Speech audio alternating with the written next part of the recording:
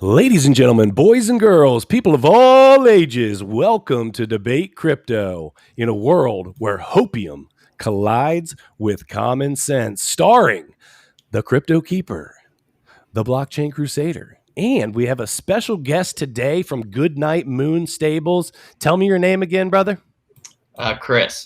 Chris from GoodNight Moon Stables. Guys, we're going to be doing a little Zed Run talk this evening. So, Miguel, I just stole your answer for what's going on the podium today. Do you want to give a little bit more of a little brief intro? Yeah, so we're going to be talking about Zed Run, right? We're going to be talking about how to get your first horse, what makes a horse a good performer, right? What's more profitable, breeding, racing, what are the different types of horses, what are all the mechanics of Zed Run, how profitable can it be, and how can people get into this game? Awesome. Well, grab your guitars. It's time to rock. Nice. Oh, shoot. Right. Yeah, let's jump into it. So, Chris, we first of all really appreciate you. We appreciate you coming on. We're really looking forward to picking your brain. If at any point we dive a little too deep into that brain of yours and your brain starts to hurt, bro, just let us know. Say, hey, back it off a little bit, all right? Because we're going in. Sounds good. Yeah, I appreciate it. Thank you all for having me on. Yeah, thanks for being here, dude. Miguel, start us off. Kick us off. So, Chris, what's up, man? We've been live before on TikTok. It's been a while since then. I know you've been racing. I've seen some of your races, and you've been doing good, right? So, as an introduction, what got you into Zed Run, and what do you think is the best aspects of Zed Run? Hold on. And what is Zed Run? Because we're gonna have noobs in here that just don't know. So explain it from the top. Yeah. So Zed Run is an NFT horse racing game that's leveraged on the Ethereum blockchain, more specifically the Matic network. So essentially, when you buy a horse, the horse is the NFT, and when you go to Zed.run, that's like the platform, it will automatically sync with your wallet, and that'll essentially create your stable, and inside your stable is your NFT horses, and you can race them, you can breed them, collect them, sell them. It's a never-ending game that can get really deep in the detail, and it is a ton of fun. And so what got me into it was I was kind of interested in NFTs back in, I think, around February, January of this year, and I didn't really know what was going on. I would just browse OpenSea and look at it all. And then I saw a TikTok. I think I was telling Miguel this last time. I saw a TikTok. Someone was advertising or promoting Zed Run. Good old TikTok. Like, that looks cool. I was like, that looks really cool. And so I looked more into it, and they were doing one of their drops pretty soon. And I was like, okay, maybe I can participate in this. And I was like, when it happened, I was like, whoa, no, because I think they're selling for a lot, like thousands at that time, and that was like kind of the beginning generations. So I was like, okay, yeah, maybe this isn't for me, just because I was in college and undergrad, and money was tight, so I was like, I'm not doing that. So you're saying that initially, even the floor floor price on the horses was in the thousands.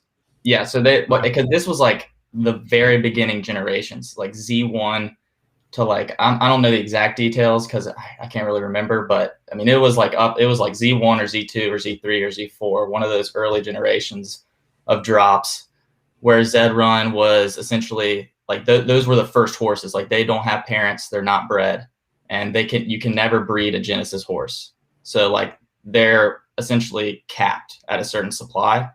And so they're selling for like lower thousands. I mean, those Z1s now, I just saw a tweet.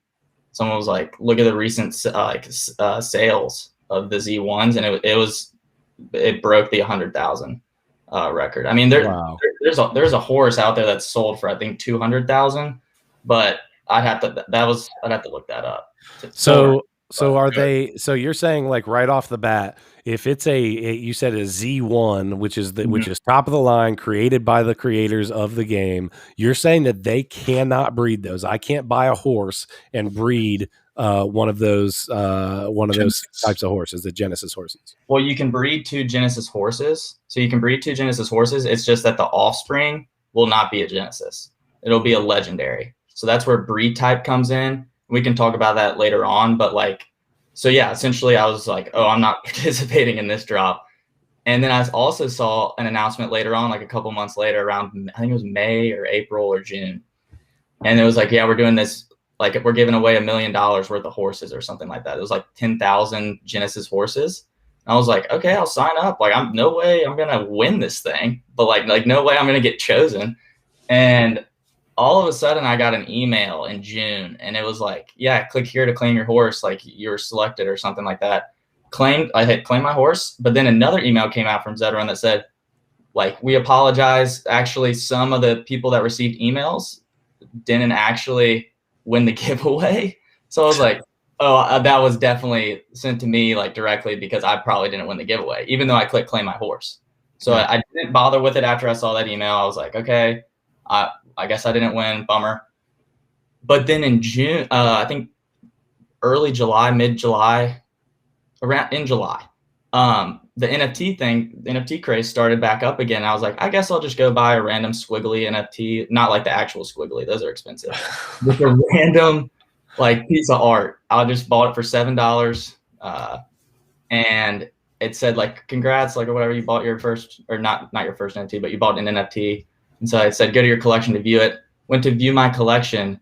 And instead of my first NFT being in there, there is a freaking ZED Run Genesis horse, a Z10. And I was like, whoa, no way. Oh, you won one. Yeah. So I actually, when I had hit claim my horse, like I had actually won I was one of the winners of that giveaway. So I have won their, one of their Genesis horses, and I mean, it's a Z10. So the Genesis horses go from Z1 to Z10.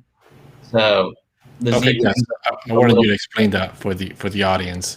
We were talking about Genesis, legendary, Z1, Z2. So explain for the audience what that means. What does the Z1 to Z10 and so on mean, and what are the different categories, right? Genesis, legendary, and so on, and what do they mean? Yeah, so there's different categories. So there's genotype, which is the Z number. That goes from Z1 to I think Z264. And so how the Z number works is when you're breeding. So say I have, like, for example, I have a Z10 Genesis, or we'll just do Z number for now. So I have a Z10. If I breed it with another horse that is a Z9, then the offspring is going to be the sum of those two Z numbers. So it's going to be Z19. The offspring is going to be a Z19. That is why Z1s are extremely rare. Z2s are also rare. As you can kind of see, like the rarity, I mean, obviously Z264 is going to be the most common. Eventually, it's just that breeding has been is pretty new. So people haven't even gotten to that level yet, really. I mean, okay. So the lower the Z number, the closer it is to the original bloodline of those Genesis horses. So therefore, you would theoretically think that horse has better genetics. Correct? Is that correct? Yeah, that's sort of the case. Yeah. So like if you there's so many theories out there, and it gets really deep as to like what is the best thing to do. Like, is it better to have Genesis blood in your stable, and then it will pass down all the way down breed types, or does that really even matter? Some people love just having Genesis horses because of rarity, because you can never breed a Genesis horse. So once all the drops are done, so there's different theories out there, but yeah, I think most people would say that having Genesis blood helps a little bit. But also, so it's not just Z numbers. So it's not just genotypes. There's also breed types. So that's Genesis, legendary, exclusive, elite, cross, and pacer. And if you go to zed.run and you go to learn, I think it's learn more, they'll have a whole guide, a Zed Run guide. And if you just read through that, I mean, it can be pretty tedious since you have to read and it's not a YouTube video, but that will give you the full information on breeding, on color, on like coat color rarity and all that.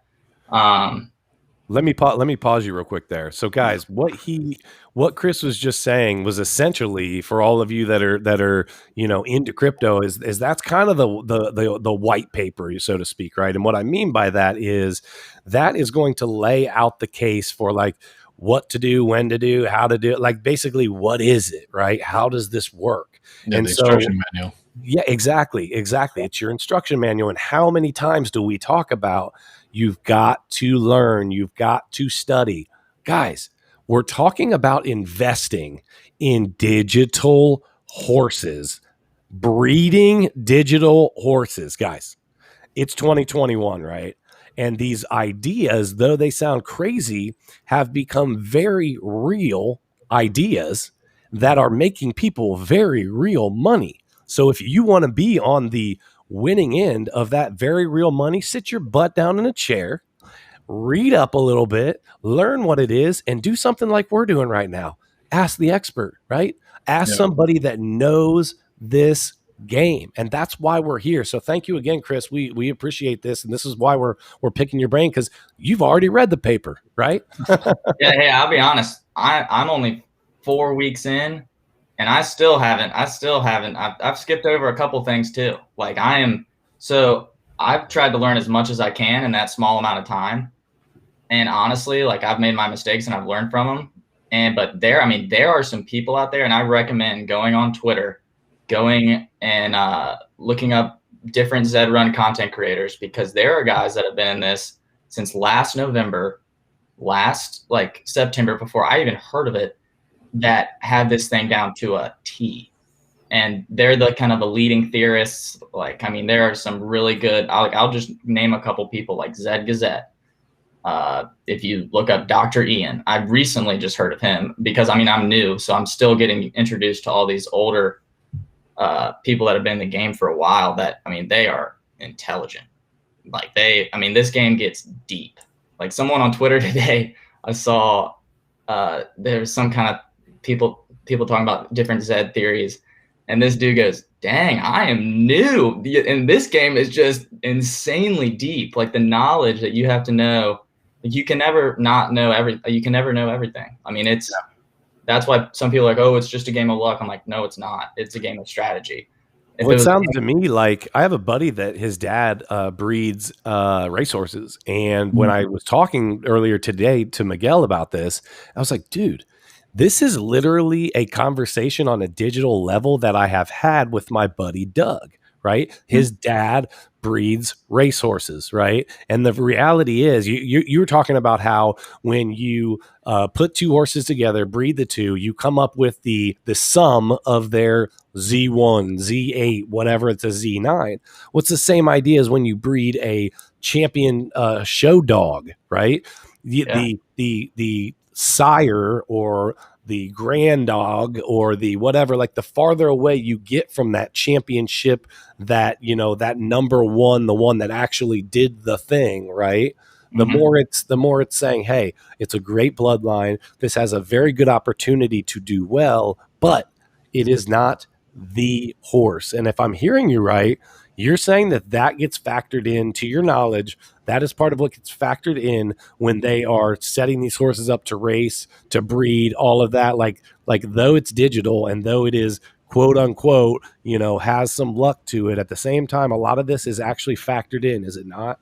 Yeah, there's definitely a genetic algorithm out there, and it is insanely, what's the word?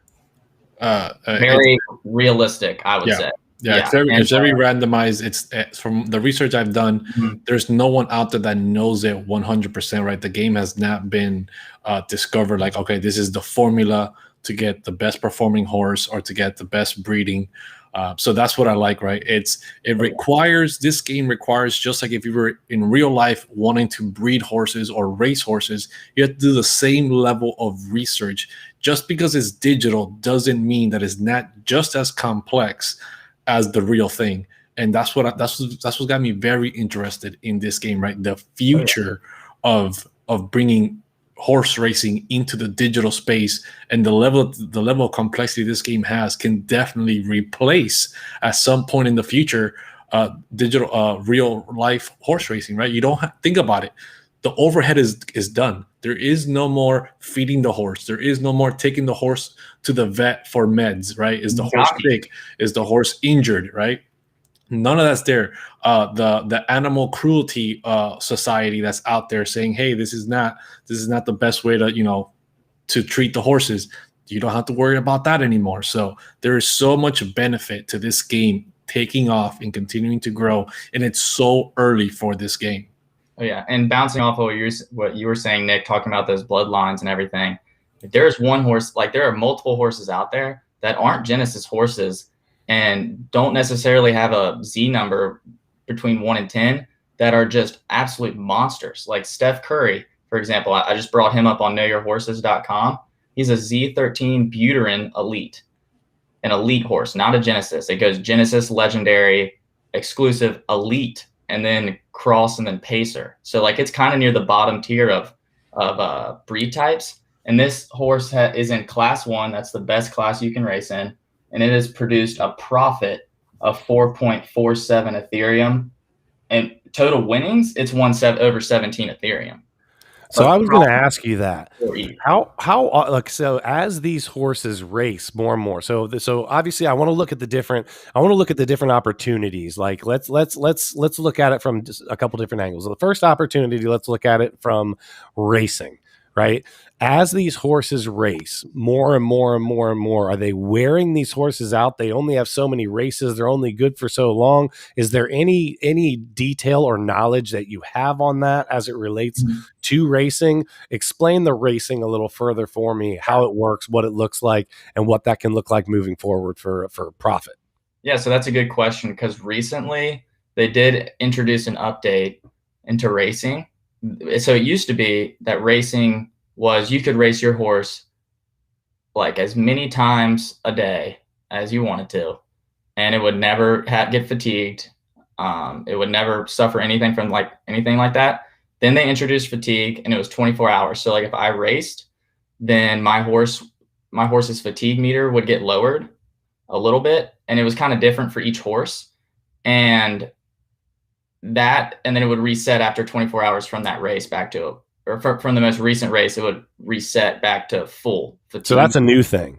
That's a new thing. And actually, so like people were kind of like, okay, 24 hours is too long. Like that, like if I'm a new stable and I have one horse and I'm entering my horse in one race, and if he doesn't do well, and if I re-enter to another race, it's going to be fatigued a little bit, and it probably won't win.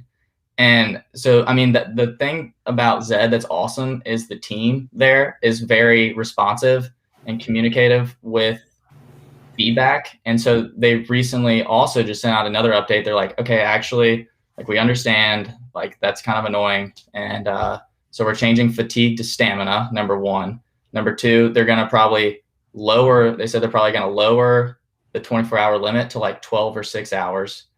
And there's something else, but that also helps a ton, because like with racing recently, like the fatigue, and they also said that like the fatigue or the stamina now, they're calling it stamina now. The stamina is on an S curve. So it's, not a huge nerd, but don't worry. Yeah. It was like that. Yeah. So that's good. That's good to hear that the developers of this game is listening to its community, right? It's taking feedback and it's saying, hey, we tried pushing this new thing. We thought it was going to be amazing. It turned out that people were affected differently that we didn't account for. You guys aren't happy about it, and we're going to try to adjust it. Right? We're not going to eliminate it. They're not. The developers isn't letting the community walk all over it, which is also a good thing. But the developers saying, okay, we're going to adjust our original thought to, you know, fix these issues that other people are having to make the game better for everyone else, so that everyone can have a you know, a good experience. Yeah, definitely. Yeah, and what's great is too is, I mean, people would voice concerns on Twitter about that and stuff, and then we're all but actually, like, the developers, if you really want to get your opinion heard, they actually have their own site. It's product.zed.run. And there you can kind of put in your own opinions of new updates they released. You can also offer new ideas that you have.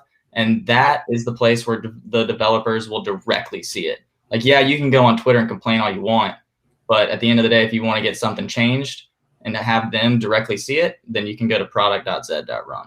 Okay. So how let me ask you this, just a kind of a generalized question.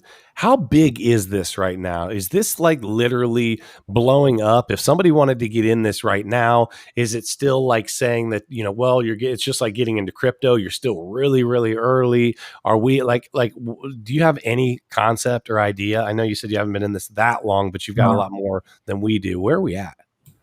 I honestly think we're insanely really early. I mean, the fact that, I don't know, I feel like, my personal opinion, I feel like Zed is just kind of been floating under the radar. Yes. Like, you have people getting all hype about Bored Ape Yacht Club and all these other NFT projects, but I'm just kind of I'm like, why is no one talking about this game that has utility, an insanely awesome team that is listening to their user base, and a community that is super tight knit. I mean, and very welcoming and open to new members. I mean, there are giveaways left and right on people's like Twitch streams. I mean, my stable I haven't gotten big enough to where I can just start giving away horses. Right. I mean, some of these guys that have been and some of these guys and girls and their stables, I mean, they've been doing it for a while. They'll give a horse away every week. So let me ask you this. Actually, pull up the question there from Rob Miguel. That the question right at the top. Pull that up. Have you made money from the game yet? You said you've been in this for a month, 6 weeks, however long that's been. Are you actively making money? And listen, here on Debate Crypto, no cap. Just call it like it is. Yeah. So okay, what's super cool is there's so many third-party like data tracking sites, and knowyourhorses.com actually allows you to connect your wallet and then like your stable to their site, and you can just go on your profit, and they have a profit and loss chart. So I just pulled that up. I'm at I'm at a profit of 0.0. It's between 0.06 and 0.08, but it looks like it's at 0.069, which is pretty cool. Okay, so my question, so guys, for some quick math, right? That means he's $300 ish in the profit right now. So check it out. My question is, how did you do that? What are you doing? Yeah. So I'm pretty sure, if I'm not mistaken, that's race profit. Okay. So I have been putting in my own money currently just to expand my stable. Like, if I see a horse that I like on like the listings, then I mean, I'm gonna put in some of my own money and buy that, because I think over time, I'm very like long-term on Zed Run. I think over time I'm going to make that money back. And as regards to racing, so I spent some money on cranberry juice, and that's been kind of my number one horse that I've been racing. I've been racing it at multiple distances, trying to figure out where its preferred race distances are, where that'll be most profitable. And so, like, if you look at my profit and loss chart, you'll see that it goes up a little bit and then just plummets down. And that's me collecting data. Yeah, experimenting. And what I wish I had known back then is to save your ROI on like your profit and loss. To save your ROI is enter into races that are the cheapest races, the cheapest paid races. So enter in those $2 races. But I was entering in like any race I saw. Like if it was a $10 entry, and I didn't realize until later, I was like, dang, like my ROI could be so much better if I had been doing my research by entering in those lower entry races, those $2.30 races. So yeah, I got a question about the racing. So I want you to go over what are the different classes of racing? What does it mean to be a class 5 versus a class 1? And is there a difference in profit on the class that you're racing in? Yeah, so currently there's 5 classes. They might expand classes. I don't know. That's just been some ideas shot out on that product portal, kind of more classes since there's more horses out there. So class 1 is like, I don't think I'll ever get to class 1. I mean, there's like top of the line horses. Yeah. And those I have noticed those payouts. I mean, you'll find some $2 races in there as well.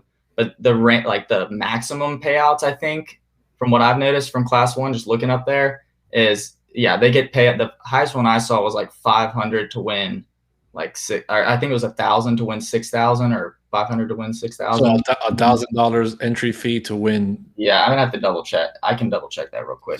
So there are points at which they are putting like real money on the line, where they are like actually paying a real deal entry fee. This isn't just like, hey man, I've got an extra, I see that you said they've got them that are a couple bucks, but you're saying you can pay upwards of $250, $500, $1,000 to get into a race. Oh yeah, so I just pulled it up right now. I'm looking at the class 1 races, and it's the first one I see is a $2.37 entry fee to win, with a total prize pool of $25. And then at the very bottom, I see a $564 racing fee with a prize pool of $6,100. Wow. That's crazy. But then, when you go back down to like class 4 and class 5, I mainly race in class 4 with cranberry juice.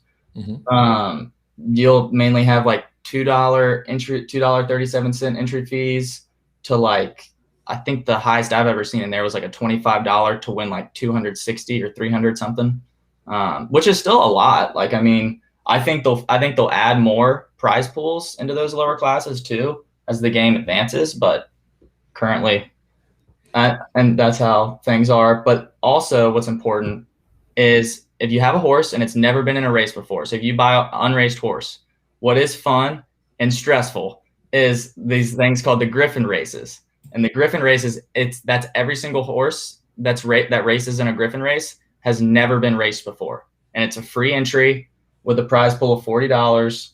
And it's exhilarating because none of the horses that are racing have any race history. So you're just hopping in there and hoping for the best.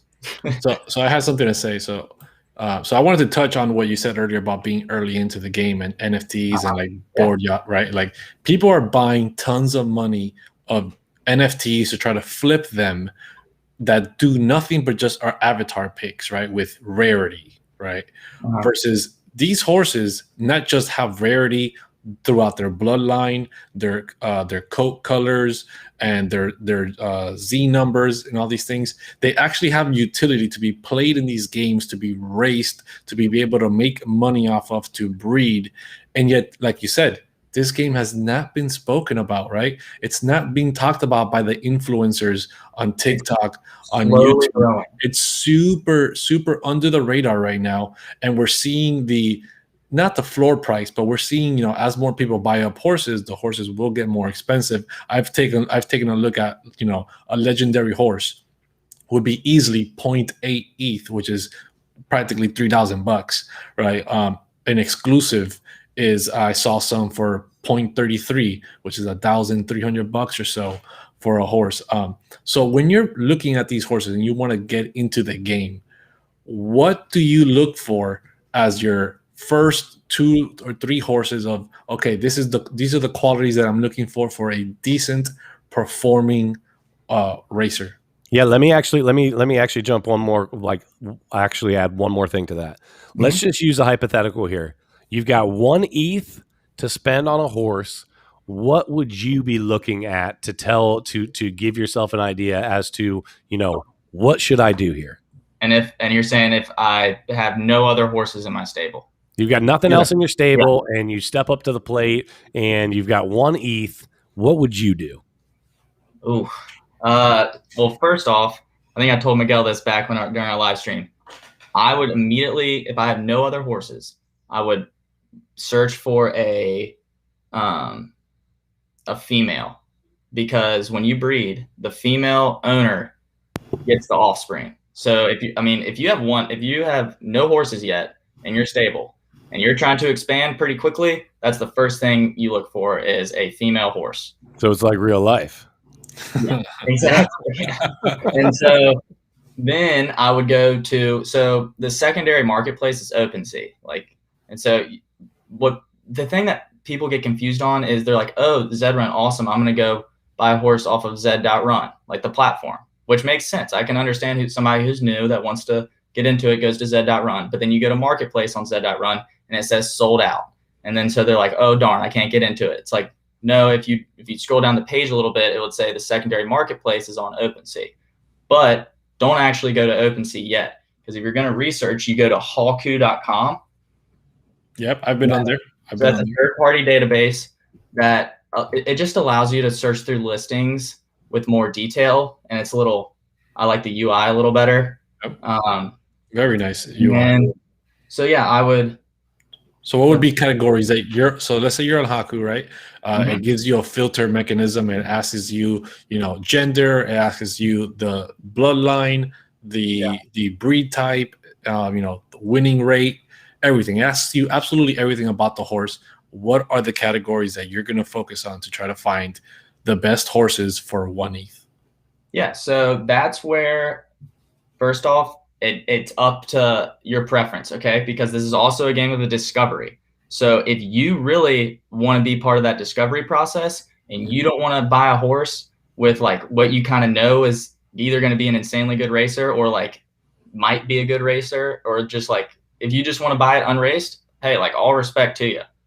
Do that then, because it'll be fun, but it could be a donkey. Yeah. So just be ready for that. But it will be a female. It'll be a female, so you can still breed it. You can find a really good stud out there, pay the stud fee, and hopefully the offspring will be better. So you would look for a female is rather than trying to find a stud, so to speak, with 1 ETH. Yeah, so I would look for a female first, and then after that, what would be the qualities of that female? Like, let's try to assume that you're going to pick a good racing female to then eventually breed it out to grow your stable. But what would be the key components that you'd be looking for in that female horse? So the female, I really don't think there's any female Genesis horses available. If there was some Genesis horses available under 1 ETH, yeah, that's what I would be looking for. But if not, then I'd go for a legendary. Okay. Honestly, if I want something that high of a breed type, I don't really care what bloodline it is. Nakamoto's are more rare, Zabos, and then it's Zabo, and then it's Finny, and then it's Buterin. But I mean, the fact that there's also Buterins out there that are insanely good racers, like Steph Curry is, I'm pretty sure Steph Curry's a Buterin. Yeah, I think I wouldn't really bother with that, honestly. But hey, up to you. And then personally, if it's me, I kind of want to know if this thing's got firepower, So I would hit number of races, and I would hit 15 or 10 or 15 to like 2,000 races. So it's been raced at least a good bit, with a win percentage just 10% to like 1,000. So let's see if. Okay, so minimum 15% win rate, minimum 15 races to get a good look at how many races it's done and how it's performed in those races. Okay, those are good tips. I feel like a 15% win rate sucks. Do you just lose a lot in this or what? 15% win rate's pretty good. So like, really? Let's look back at 15%, not 50. Because you got to think about it. The game is not solved, right? So like, even though it says 15% or your horse says 50%, you can still lose to like a random horse that has like a 5% win chance, right? Because you just never know. There's no like when you're looking at the race before it happens, no matter what the stats are, there's no guarantee that the best horse in there is actually going to win. Yeah, and also like that win, like that refers to first place. So like if you want to have like a place rate, like I haven't really ever searched for listings with the place rate, but that would include like second and third, and you also get paid. It's just, I mean, it's not as much, but yeah. So like, I mean, if they have like a 15% win rate, then they're also probably coming in second and third a good bit too. So let's see here. So I just like kind of put in exactly what I just said, and you can always tweak those numbers if it shows up that there's nothing if it's all over your budget, then you can lower them a little bit, lower that win percentage to like a 14 or 12%. And I'm going to try to share my screen to show what it is that you're actually saying. So give me a second here to go to the website. So yeah, like when I entered that the filtering in there, I see one. It's a Z15 Buterin Legendary Mare. It's called Emerald Dream. It's on sale for 0.92 ETH.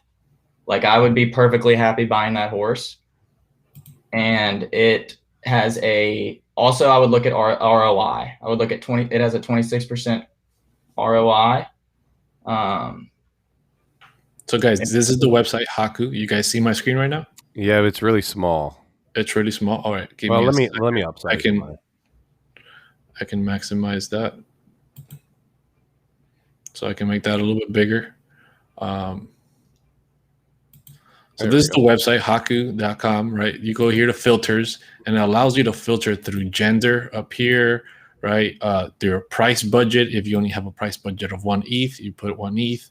Your Z type number, right? These are the breed types: Genesis, Legendary, Exclusive, Bloodlines. If you want to look for a specific color and the rarity of that color, you can filter through that as well.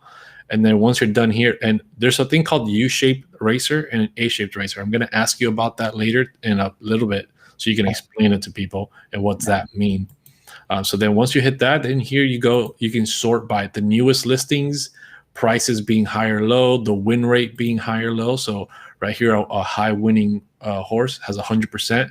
It's only got 2 races, but it's won both, and it's 0.6. It's a Z4 Nakamoto exclusive, and you can see this drop down, and it even shows you its family, right?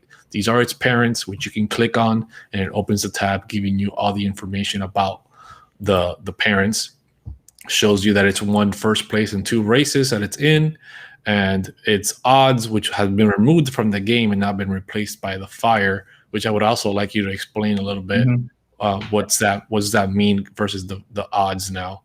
And yeah, that's that. So I'm gonna gonna cancel that, but we're back. Yeah. So definitely before, like if you have 1 ETH and you're just starting, I highly recommend also, like Nick was saying, do your research. And one of like my favorite Twitch streamers, Sean Versall, he says you got to consume at least 10 to 20 hours of content and reading through that instruction guide. Because like me, I dropped like 250 on a horse that is just a dud. I mean, it was terrible. And so I wish I had consumed more knowledge.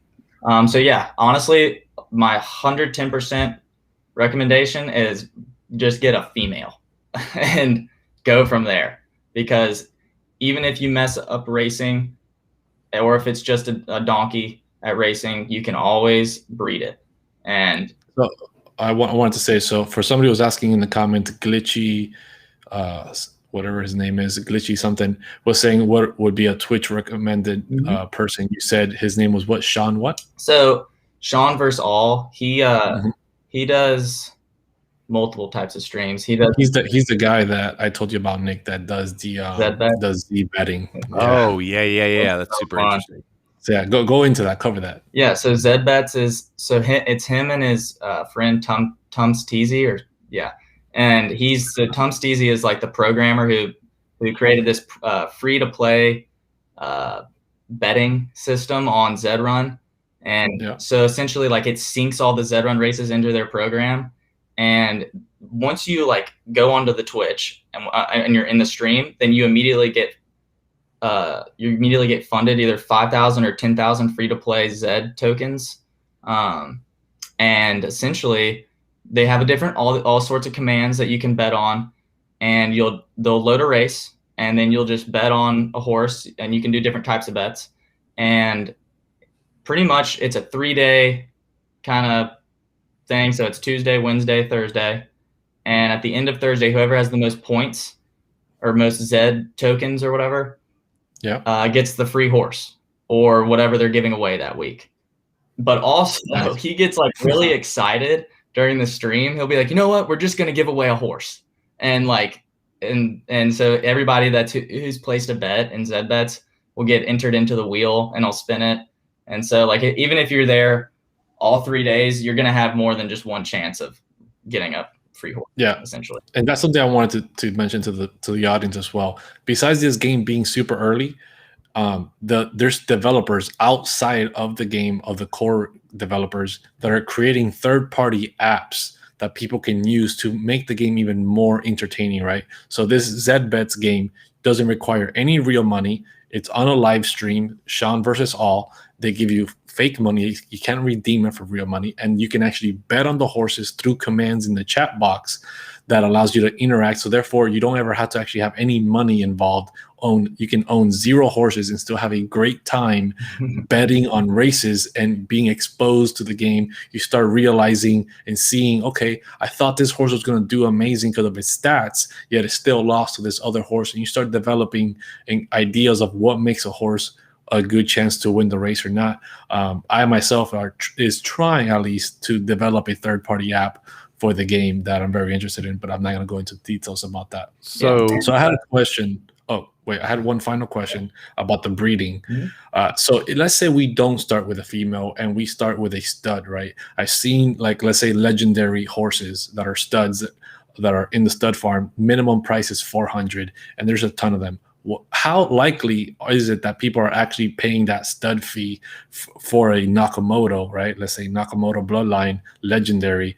And how likely is it that if we were to get one of those right now and put it in there, we could actually get that horse to breed? Like, how often are people, is everybody getting like a chance to actually breed, or is it kind of like the market is already cornered by the people that got in early and have huge stables?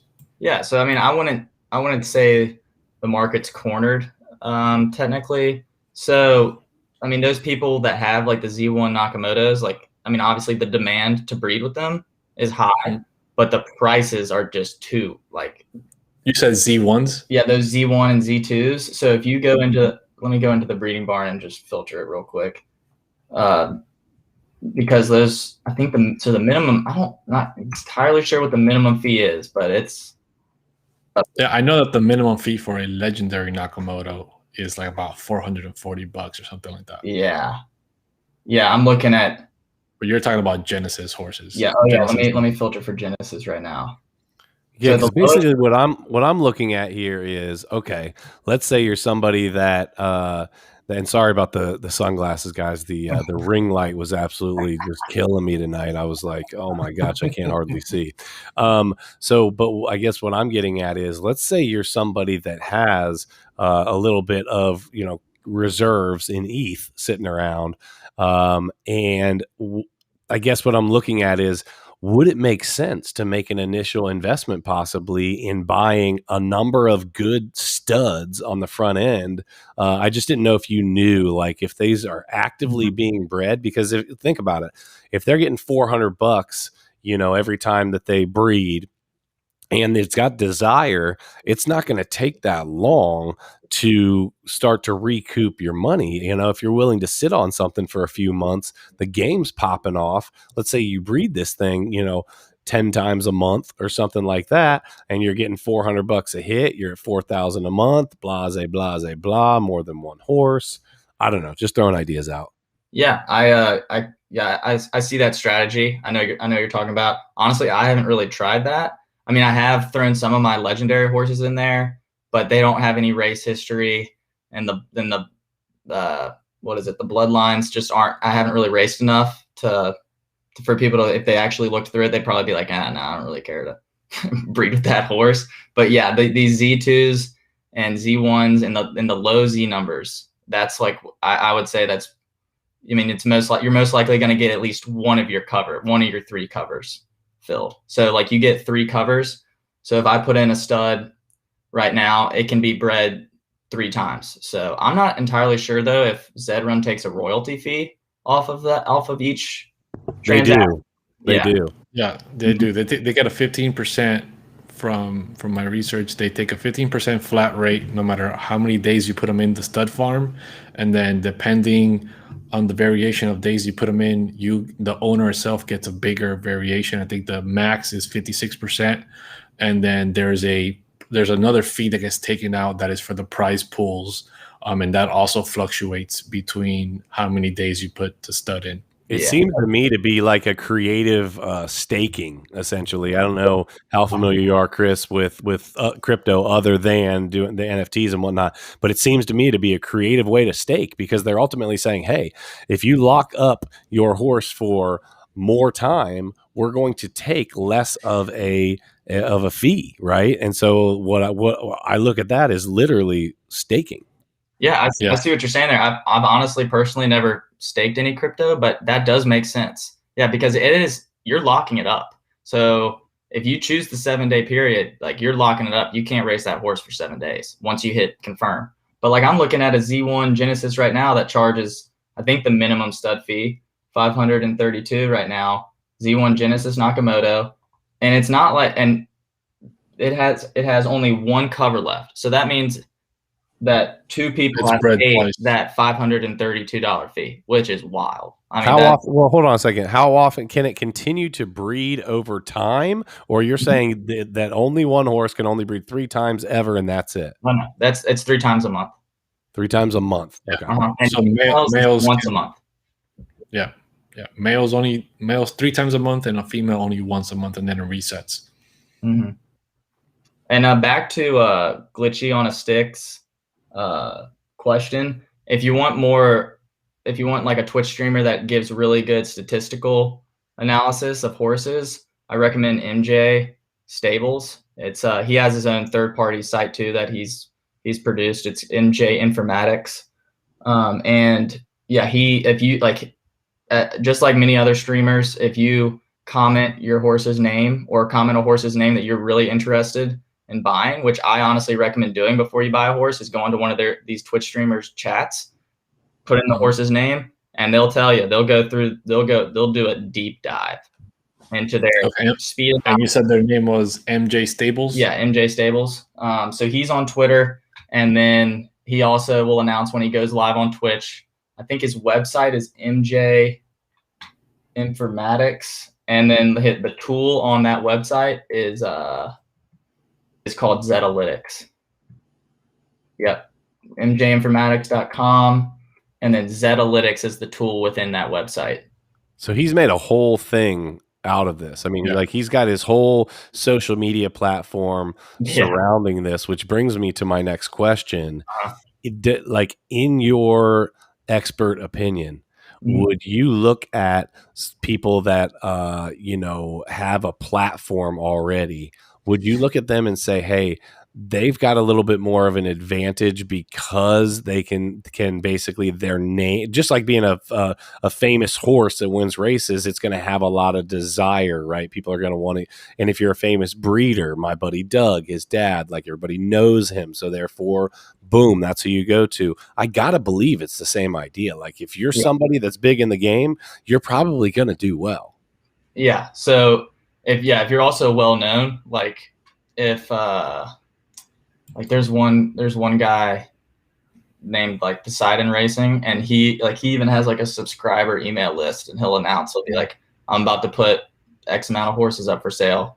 And so just wanted to give y'all like first come, first serve kind of notice, essentially. Yeah. So yeah, getting involved in the community. If you sit back and like don't connect with people or network, I mean, it'll be fun, but like you might miss out on some cool opportunities. Like I bought a really cool horse. I named him Barada after the cheese.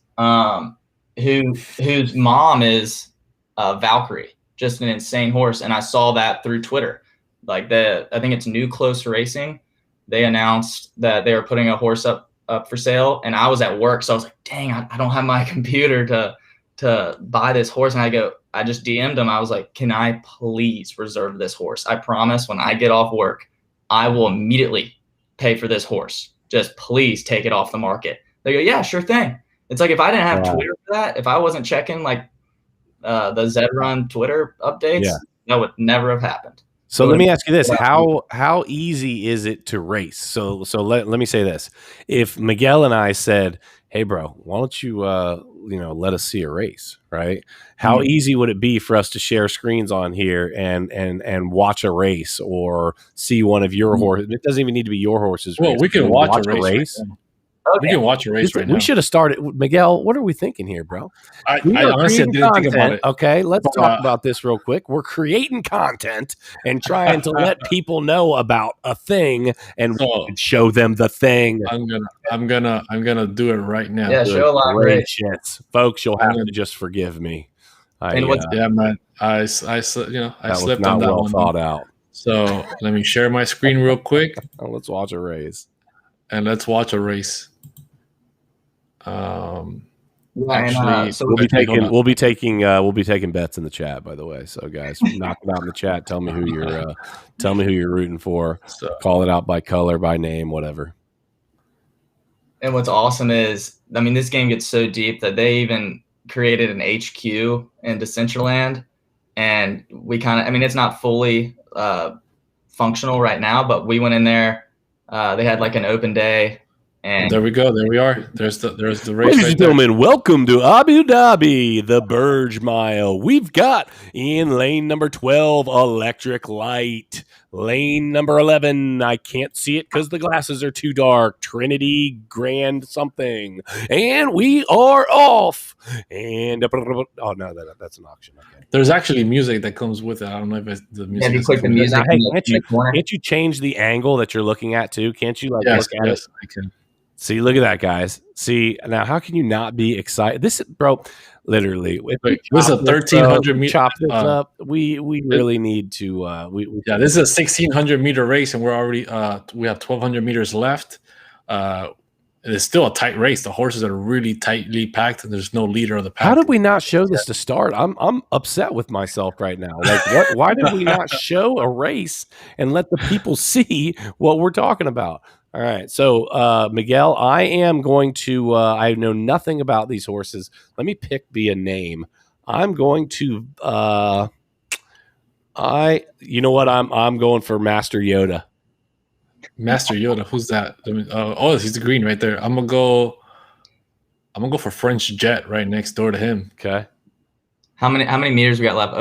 600. We got 600 meters left. We got 30 grand over, taking a nice little lead away from the rest of the pack. But we got Reba over here also making a run for it, pushing hard. I wonder if anybody in the back will kick at the last second. I'm hoping. Right, that one that's highlighted. Help you, I will. Yes. Come on, Yoda. Master Yoda's making a little push right now. Come on, Yoda. He's making a push. Look at him. Yoda. He's trying. Come on, my dude. He's trying. We got 200 meters left. There. Come on, Yoda. Come on, Yoda. He's making a push. Come on, Yoda. Oh, that green one's pushing Come on, Yoda. Master Yoda's taking it. Master Yoda's taking it. Come on. Master Yoda took it. No way. First place, Master Yoda from the deep back outfields of the race. Look at this photo finish. That is hilarious. Master Yoda steals the race. Apparently, I was made for this game. Complete sleeper. I mean, apparently I was made for this game. Miguel, I think that might have just I might be bought in now, bro. We just won on a race, and you know what, dude? That's freaking fun. So let me ask you, Chris, do you do this? You're doing it to make money. You look at it as an investment. Okay, cool. Are you racing a lot or not really? Just kind of part of the community? What are you doing? Yeah, so before fatigue or stamina kicked in, it was dangerous. I was having trouble getting my homework done because I was entering races left and right. I mean, it was crazy. So did we lose them? Yeah, we had some technical difficulties there. Looks like we lost them. All right, you back? Zed Run Racing. You're back. All right, we're good. Yeah, but so when fatigue kicked in, I was like, okay, I don't really want to race my horses if I know they have if their fatigue isn't full. So I'm just playing it safe with that. So yeah, I've been racing a little bit. I'll race like 2 horses a day, burrata and cranberry juice. And I also have 1 horse, Javel McGee, that I need to start racing some more. But just the time it takes to kind of sit there, and because some people, if you're really impatient, you'll just immediately click the first race you see. But I like to look at like the competition and then try to get in at the last second if I like who I'm racing up against. So when you click on a race, right, with your horse and you put them in, but let's say the schedule's now full, right, and there's still slots open, can you withdraw the horse, or is it committed? So what happens is, so the list of the races will show up, and you can filter by class. If you see a race you like, you'll click on that race. It'll show all the available gate numbers. You click which gate number you want, and then there's like some that, you know, when you sign like a MetaMask confirmation, you'll just sign it. Once you sign it, if it goes through, like if no one takes the gate number before you sign that, it's on the blockchain. Then you're in. Then you are. Okay. You cannot pull out. Okay. you're in it. And then what'll happen is it'll go into queue. It'll schedule. Takes like 2 minutes. And then it will say race starts in so and so, and that's usually race starts in like 4 minutes. And then you can pull it up and have the countdown going. Get ready for the race. It's kind of nice. It's kind of cool. Well, could I go look now at Master Yoda? Like, would I be able to pull him up, my winning horse, and like take a look at what his stats? So you can, like, you can go to look. I'm gonna share my screen one more time so you guys can see it. So other people's. Wow, this is a good horse. Is it? Yeah, dude. I'm gonna listen. I'm about to buy Master Yoda, bro. It won the first. Look, so okay, what we got? You guys see my screen right now? Yeah. Is it tiny? Oh no, it's pretty decent. All right, so let me get back to it. So Master Yoda, just type up his name. And then we're here on knowyourhorses.com, which is, and then it gives you all, see, this is the father, this is the mother. He seems to be a super coat because both his parents are the same coat that he is, I believe. Yeah. So he seems to be a super coat, which is actually rare already. And then here you see his stats on the right hand side. He's got 80% heat, which was been replaced, which would replace the average odds. And he had decent odds already. He was sub 10. He's got 30% placing and 14% winning, and he's done 56 races. Yeah. What I will say is, when you're looking at these horses, don't look at heat rate. Just don't do it. That's the new thing. That's that new thing. It doesn't replace odds though. It it does it? Very misleading. Yeah. So what it is actually is, so a lot of these streamers and these data guys and Zed that have been around for a while, they really looked into it. Like, what is heat? Like, is it the odds replacement? And most of them have said, yeah, no, it's not. What it is, what they think it is if your horse gets a flame, that does not mean it has the best odds in the race. That means it has the best chance of placing in first, or it has the best chance of placing in second, or it has the best chance of placing in third. So it's competing for a certain position, first, second, or third. You just don't know which. And there's no guarantee either. Exactly. Right? There's no guarantee. So like cranberry juice is really good at running 1,000 meters. That's his worst fire rate. That's his worst flame rate. And there's some way more insane racers that have really low flame rate, but just they win every time. And wow, okay. It's really interesting. That's what has kind of stumped some people. It's like, what is flame? And so now some people are just like, whatever with flame, we're not looking at it. Okay. I personally don't look at it, but like with this Master Yoda, like it actually does. There is a correlation there. So could you potentially buy we're about to need to jump off here because we're coming up on an hour now, but could you potentially buy a horse that is not of any sort of quality? You spend a couple $100 on a horse, whatever, you buy the horse, and let's just say you win, and then you win again. Maybe you win 2 or 3 races right off the rip, and you've got 3 wins under your belt. You didn't spend much on him. His bloodline's nothing crazy, but you've got 3 wins and no losses. Does that all of a sudden become a possibly like valuable horse?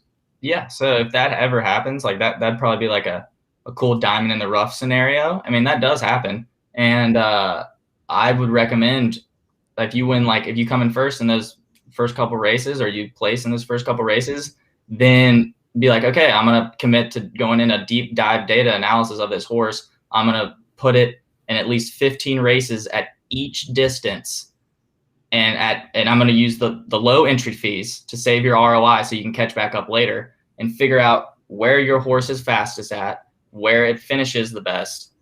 And you're going to have, I mean, you just gotta spend the money to collect the data. So it's okay to get your butt kicked in a number of races to figure out what you have. Yeah. That's okay. Yeah. Like this one profile, Naruto Racing, they stream. I think it's 3 guys, and there's some smart dudes that really look into the data of horses. And they tweeted today like, yeah, sorry, we've been pretty quiet lately because all we've been doing is racing and like just putting our horses to the test. And so they're really to figure out. Yeah. So they're it's crazy. It can be a big time commitment too if you're really into it. That's awesome, dude. Yeah. So let's close out. Let's close out with one final race, and then we'll say our final thoughts after this one last race. Yeah, hey, Master Yoda's for sale. Is he Master Yoda's for sale? How much is he? 1.1. I'll tell you right now. What is he? $4,453. 1 point something ETH. Yeah, 1.13 ETH. 1.13. Where'd you see that? Where'd you see that he was for sale? I just looked him up on OpenSea. I looked up Master Yoda ZED Run, and do most people keep their horses for sale though, or they don't? Like some people do, some people don't. Like the Steph Curry horse that we looked at earlier. That guy has it listed for so high. It's like in the millions. I think it's like 8 million. He's just saying basically like, listen, guys, I'm not selling the horse, and if I do, I'm making some money. It's like if Steph Curry wants to come by and buy this horse for 8 million, yeah, that'll be it. Miguel, I was literally going to tell you let's close out with one final race. That was fun, and then we can close it out. Yeah. So let's actually open this one up right here. And let's get the screen sharing.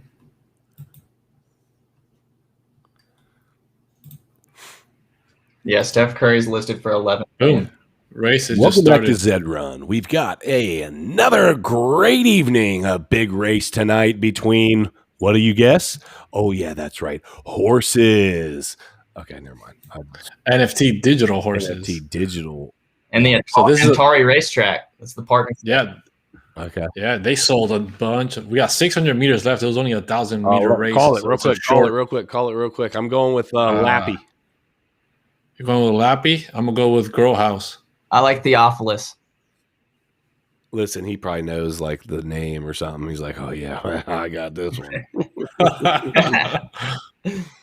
Grow House taking the lead. It's but it's still early. We got we got 200 meters left. The race is coming to an end, but Prism Spectrum is making a push. It's a tight race. It's gonna be a photo finish.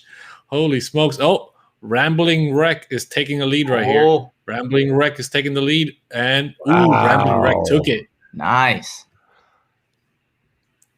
Photo finish. Look, this was a tight race. A tight race.